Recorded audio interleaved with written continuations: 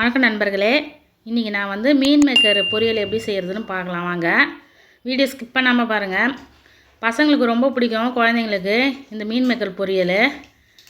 நான் வந்து இப்படி தான் செய்வேன், நீங்களும் ட்ரை பண்ணி பாருங்கள். எண்ணெய் ஊற்றிக்கோங்க, கடுகு போட்டுக்கோங்க தேவையான அளவு. கடுகு நல்லா பொரிஞ்சதுக்கப்புறம் வெங்காயம் பொடியாக நறுக்கி வச்சுருக்கேன், ஒரு 2 வெங்காயம் அதையும் போட்டுக்கலாம்.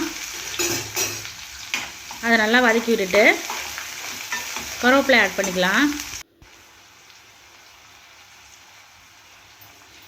ரெண்டையும் போட்டு நல்லா வதக்கி விட்டுடலாம்.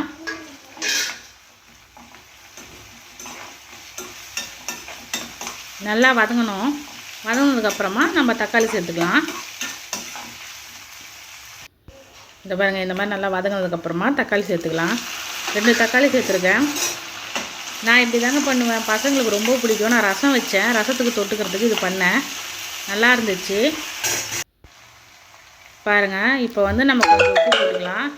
உப்பு போட்டால் கொஞ்சம் நல்லா மசியும் தக்காளிலாம். இஞ்சி பூண்டு வந்து நான் இடித்து வச்சுருக்கேன்.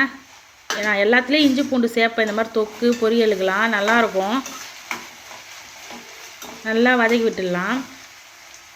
ஒரு 5 நிமிஷம் நல்லா வதங்கிடும். இங்கே பாருங்கள் எப்படி தக்காளிலாம் வந்து மசிஞ்சிச்சுன்னு. இந்த டைமில் வந்து நம்ம வந்து மீன் மேக்கர் வந்து சுத்தண்ணியில் போட்டு ஊற வச்சு எடுத்து வச்சுருக்கேன். தண்ணிலாம் எதுவுமே சேர்க்கலைங்க, அதுலேயே தண்ணி கொஞ்சம் இருக்கும். நம்ம அப்படியே வதக்கி விட்டுருவோம். ஒரு 5 நிமிஷம் வதக்கினே இருந்தாலே தண்ணி சுண்டிடும், மூடிலாம் வைக்கணும்னு இல்லை. இப்போ வந்து நம்ம கொஞ்சம் நேரம் வதக்கி விட்டதுக்கப்புறமா தண்ணி லைட்டாக சுண்டினதுக்கப்புறமா நம்ம குழம்பு மிளகாத்தூள் நம்ம போட்டுக்கலாம். போட்டுட்டு நல்லா அதுவும் ஒரு 5 நிமிஷம் நல்லா கிளறி விட்டுருங்க. நல்லா அந்த பச்சை ஸ்மெல்லாம் போன மிளகாத்தூள் பச்சை ஸ்மெல்லு.